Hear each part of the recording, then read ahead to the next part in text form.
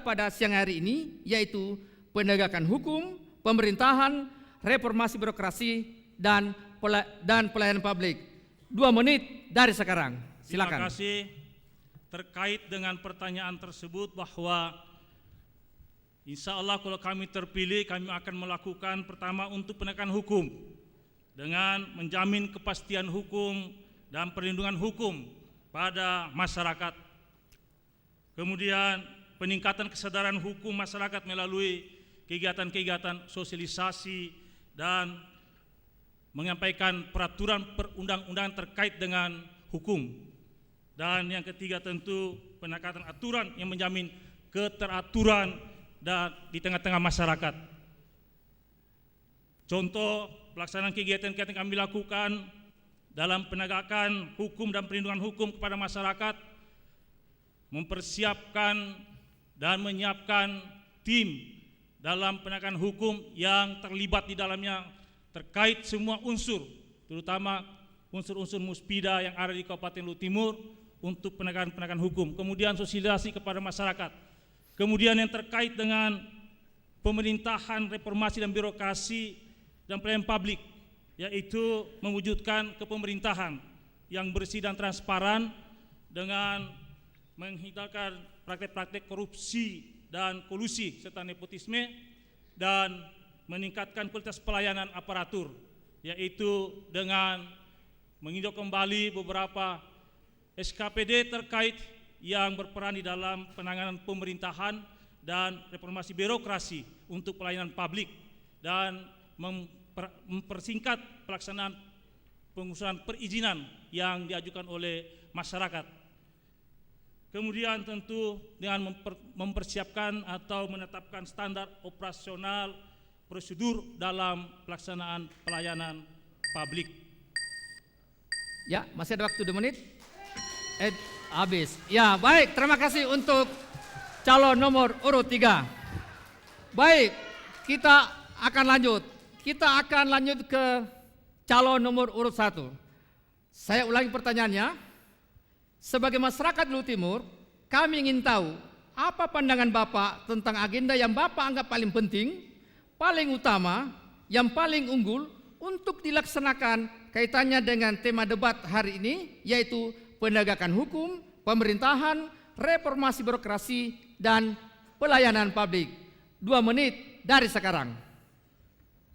Insya Allah ketika kami terpilih jadi Bupati dan Wakil Bupati Luhut Timur nanti, periode 2016-2021, maka program dalam bidang penegakan hukum kami akan tetap menyelenggarakan atau menciptakan pemerintahan bersih, terhindar dari KKN. Kemudian menjaga harmoni di antara elemen-elemen masyarakat yang berbeda serta memfasilitasi dialog lintas suku dan agama. Ini sangat penting karena Luhut Timur ini terdiri dari masyarakat yang majemuk, heterogen, maka perlu kebersamaan. Perlu kita duduk sama-sama untuk selalu memberi pemahaman, sehingga insya Allah tidak akan kita harapkan terjadi benih-benih konflik. Kemudian dalam bidang pemerintahan, saya tahu persis bahwa pemerintahan yang kuat hanya ada 3 pilar yang kita akan perkuat. Pertama, lembaga pemerintahan desa. Yang kedua, lembaga adat. Yang ketiga, lembaga agama. Kalau ketiga-tiganya ini kita akan mampu memberikan pembinaan dan kewenangan kepada para kepala desa, pemerintahan desa, maka dia akan kuat. Pemerintahan ini didasari oleh pemerintahan desa. Semuanya ini akan tertata baik kalau pemerintahan desa kita kuat. Lembaga adat juga demikian halnya. Lembaga adat kaitannya dengan penegakan hukum. Kita tahu semua bahwa tatanan adat ini mempunyai norma-norma hukum yang tidak tertulis, tapi dipahami, ditaati oleh kaum komunitas adat itu sendiri. Kemudian lembaga agama, ini juga penting sekali. Kenapa? Karena kita hidup dalam negara Republik Indonesia yang berasaskan dengan Pancasila.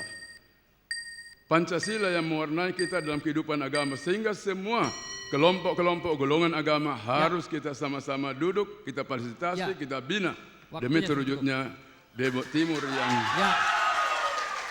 Baik, Ibu, Bapak sekalian yang saya muliakan, demikianlah sesi segmen kedua telah berakhir dan kita akan istirahat untuk jeda iklan berikut ini.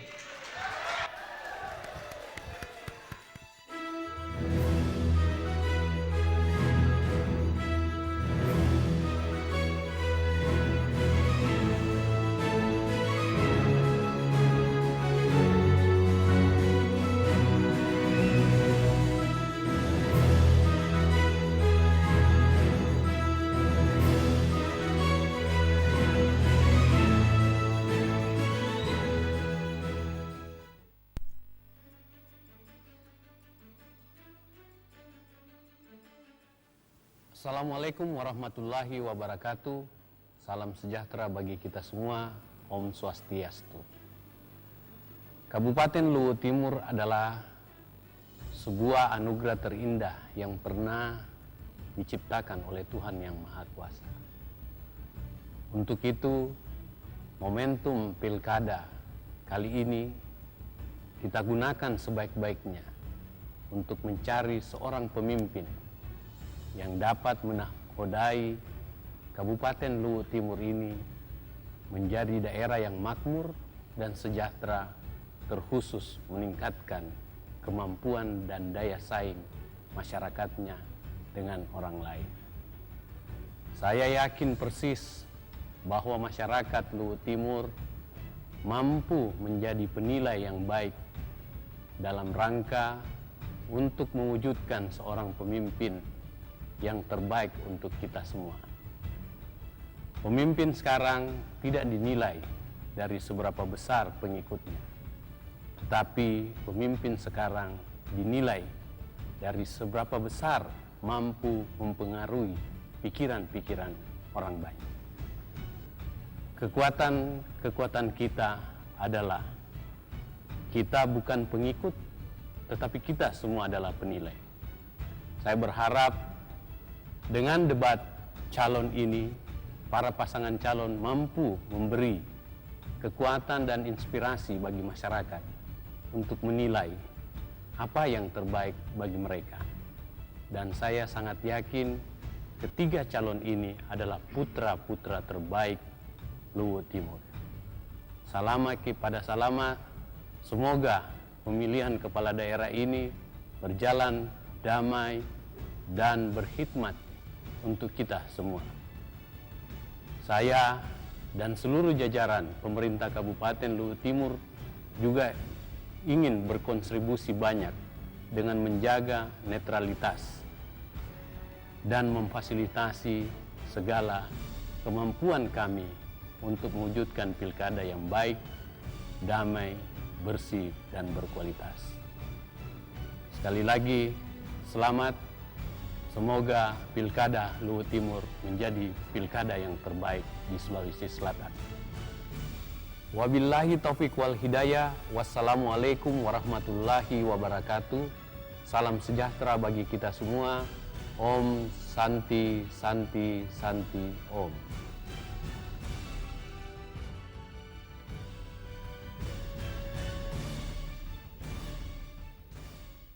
BFJ Bugis Culture itu pertama saya tertarik dengan yang namanya sesuatu yang berbau budaya.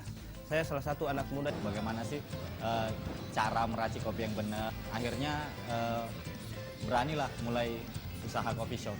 Kalau kompetitor, saya rasa kompetitor banyak sekali. Tapi setiap produsen yang bekerja di bidang fashion pasti memiliki ciri khasnya masing-masing.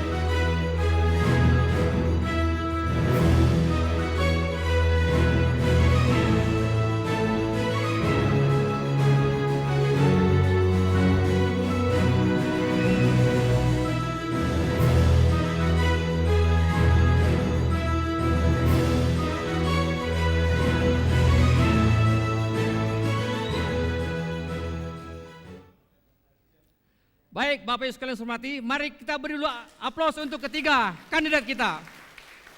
Hadirin sekalian yang saya muliakan, pada segmen ketiga ini agak lebih menarik karena antar kandidat akan bertanya. Ya, caranya adalah kandidat pertama akan bertanya ke kandidat nomor 2 dengan pertanyaannya waktunya hanya 1 menit. Kemudian kandidat kedua akan menjawab dengan waktu 2 menit.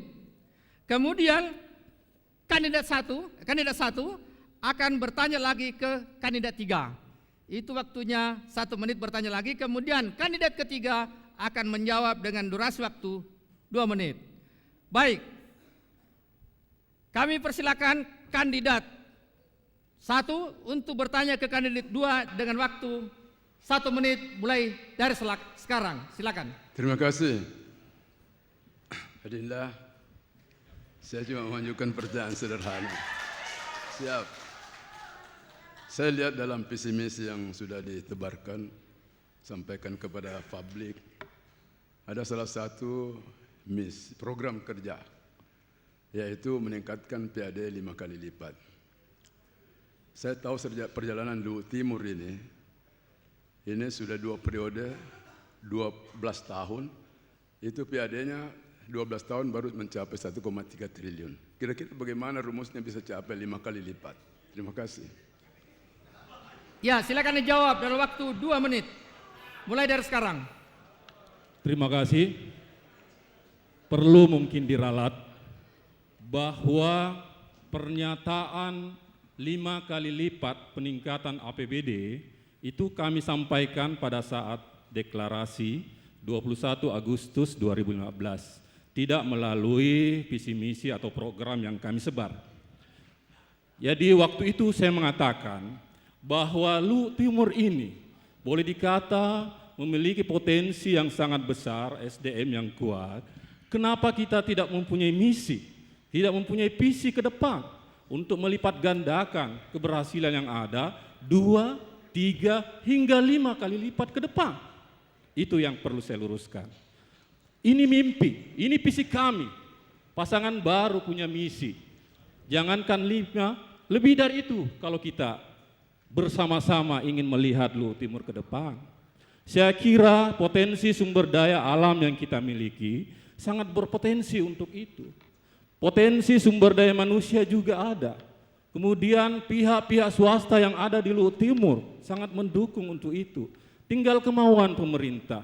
Apakah kita akan sabar atau akan syukur dengan keberhasilan yang sudah ada, hanya 1,3 triliun per tahun? Apakah kita tidak punya misi, tidak punya mimpi untuk meningkatkan kualitas masyarakat, kesejahteraan rakyat kita saat ini 2, 3, hingga 5 kali lipat ke depan? Tentunya itu akan kami jawab lewat program-program unggulan yang kami sudah bahasakan secara tertulis, secara lisan kepada masyarakat Luhut Timur. Contohnya banyak, pelabuhan kita maksimalkan, penerbangan publik kita buka.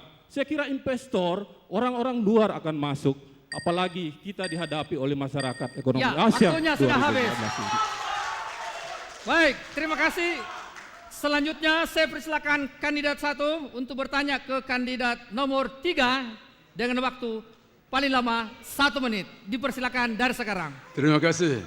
Adinda Huslar, saya juga lihat visi program kerja yang telah dipaparkan, ditempel-tempel, disebarkan ke masyarakat. Salah satu programnya adalah dalam rangka penguatan kelembagaan pemerintahan desa akan dianggarkan 1 buah kendaraan dinas operasional bagi kepala desa. Menurut hemat saya, bukan hemat saya sudah kaji karena saya juga pernah selaku tim anggaran pemerintah daerah. Pertama, membiayai sesuatu kegiatan itu harus berdasarkan regulasi Permendagri. Yang kedua, status desa bukan SKPD. Dia adalah lembaga pemerintahan desa terendah yang punya otonomi desa, tidak ada kaitannya dengan APBD. Nah, ini yang perlu. Apa kira-kira yang mendasari? Terima kasih. Ya, baik. Saya persilakan kandidat nomor 3 menjawabnya dengan waktu 2 menit. Silakan. Terima kasih kandidat nomor 1 yang telah mempertanyakan tentang visi terkait dengan kelembagaan yang di desa, yang insya Allah kalau kami terpilih, kami akan memberikan satu kendaraan operasional kepada desa. Yang dimaksud kendaraan operasional di sini bukan kendaraan roda 4, tetapi kendaraan roda 2 bagi desa-desa yang saat ini belum memiliki kendaraan operasional. Itu yang pertama. Yang kedua, memberikan kendaraan operasional roda 4 kepada desa-desa yang berprestasi, yang mendapatkan peningkatan PAD buat Kabupaten Luhut Timur.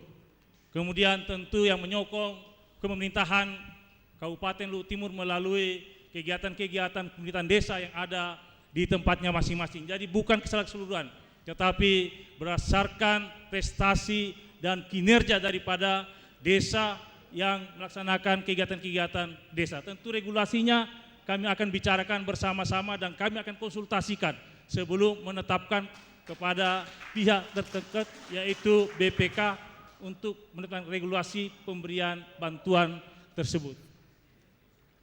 Jadi itu yang dimaksud Kakanda. Jadi kandidat nomor 1 terkait dengan apa yang kami akan lakukan terhadap desa, yaitu pemberian bantuan kendaraan operasional. Itu yang pertama tadi saya mengingatkan, bukan pertama secara keseluruhan kendaraan operasional roda 4, tetapi ada kendaraan operasional roda 2 yang saat ini masih ada desa belum memiliki. Kalaupun yang sudah ada, sudah sekian tahun dimiliki oleh kepala desa, karena melalui kebijakan-kebijakan sebelumnya kita telah memberikan kendaraan operasional roda 2 kepala desa. Ya, waktu cukup. Baik. Baik, kita lanjutkan debat ini. Selanjutnya kandidat nomor 2 akan bertanya ke kandidat nomor 3. Nah, dan kemudian juga nanti kandidat nomor 2 akan bertanya ke kandidat nomor 1. Untuk pertama, saya persilakan kandidat nomor 2 untuk bertanya ke kandidat nomor 3 dengan waktu maksimal 1 menit mulai dari sekarang. Silakan. Terima kasih. Dalam pengantar diskusi tadi, Bapak kandidat nomor 3 mengatakan bahwa turut ikut bagian dari pemerintahan sebelumnya. Sebagaimana visi dari pemerintahan sebelumnya, bahwa keberlanjutan pemerintahan pembangunan dan pelayanan publik di Kabupaten Luhut Timur menuju Kabupaten Agroindustri tahun 2015. Ini visi Bapak waktu memerintah. Yang kami ingin pertanyakan, kira-kira apakah visi ini, apa kekurangan dan kelebihannya sehingga hari ini belum ada dampak dari visi ini yang dirasakan oleh masyarakat Luhut Timur?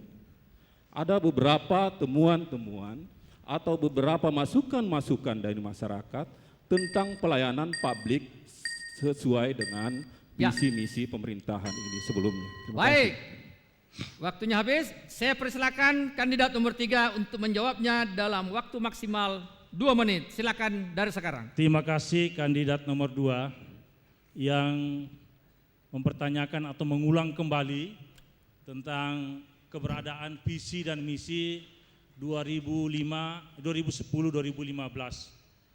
yang tentu kami bagian daripada penyelenggaraan pemerintahan yang ada pada saat itu, yaitu keberlanjutan pemerintahan menuju agroindustri yang 2015 ini, yang ditanyakan kira-kira sampai saat ini belum ada dampak atau yang terlihat pencapaian visi misi tersebut.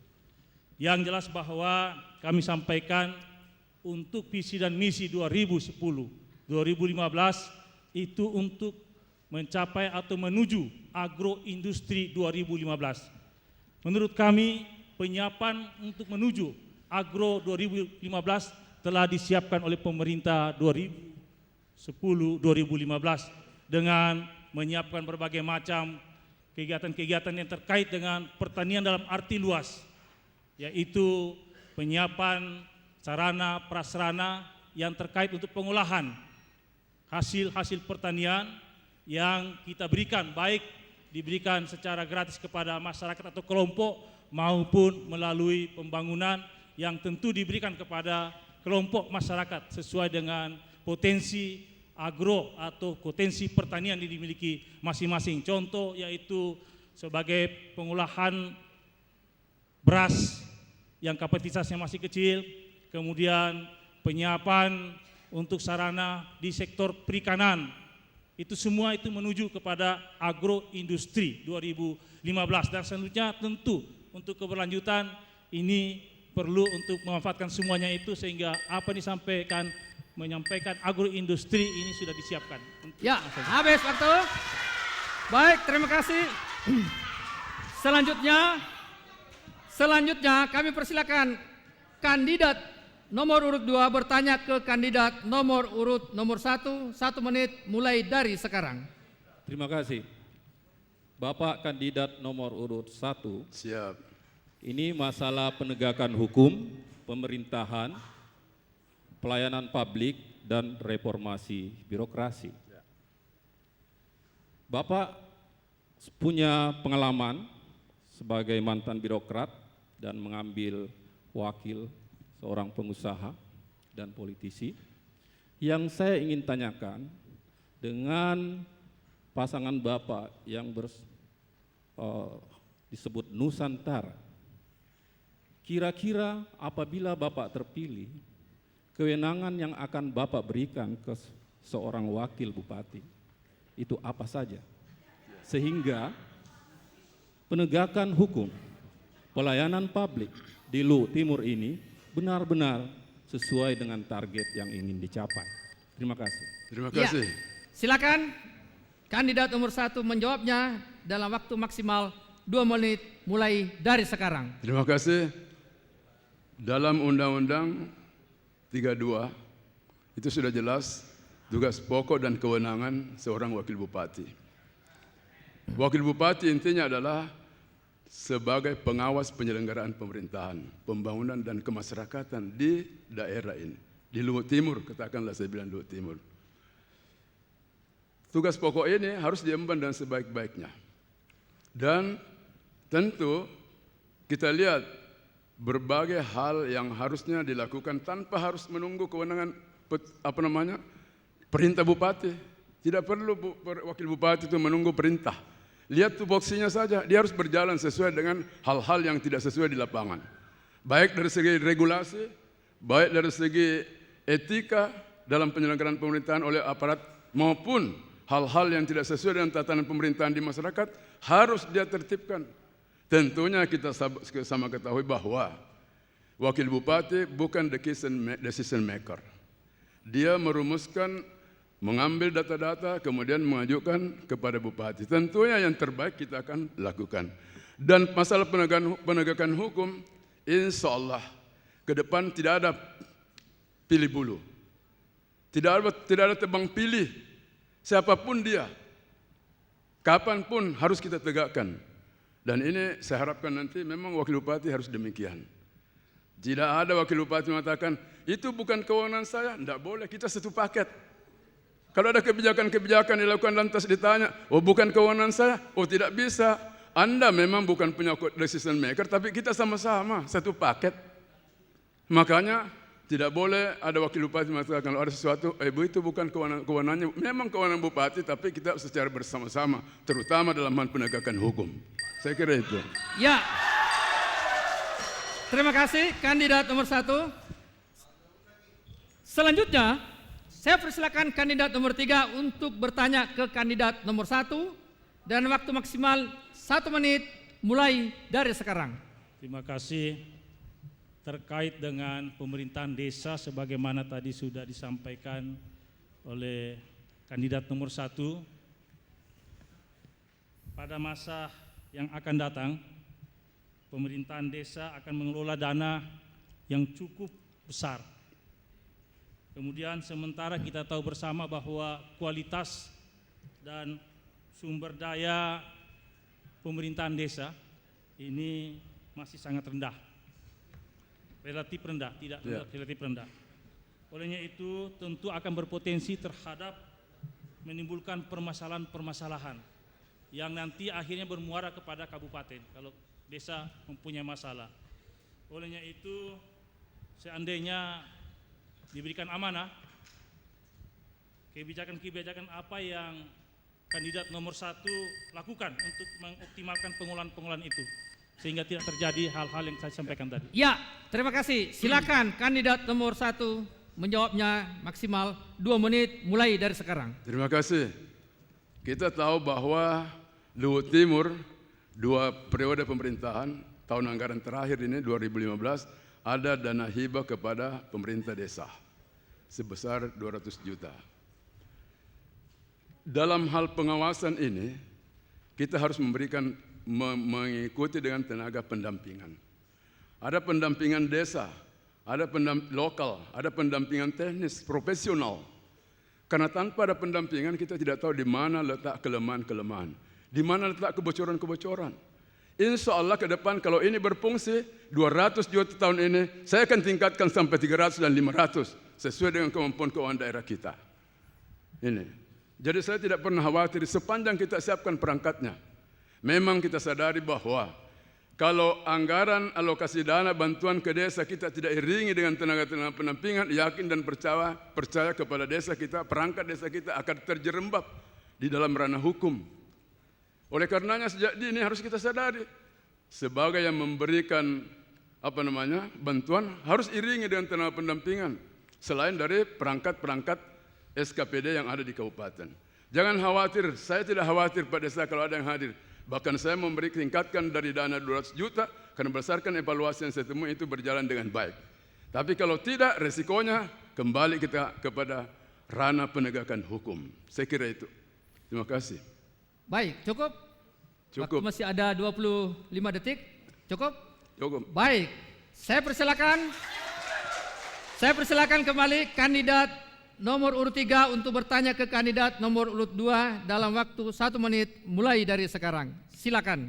Ya, kita tahu bahwa Kabupaten Luhut Timur ini cukup luas wilayahnya dan juga penyebaran penduduknya juga cukup tersebar. Kemudian akhir-akhir ini karena kami adalah bagian dari pemerintahan yang berlangsung di tahun 2010-2015, terjadi sesuatu yang ada di tengah-tengah masyarakat. Yang pertama ini terkait dengan masalah-masalah perambahan kawasan atau hutan, kemudian akhir-akhir ini sangat mengganggu kita di sini dan aparat tentang banyaknya terjadi pembakaran liar yang dilakukan oleh warga dan masyarakat. Nah, tentu melalui kesempatan ini saya ingin mendapatkan masukan untuk penanganan hal itu seperti apa menurut kandidat nomor 2.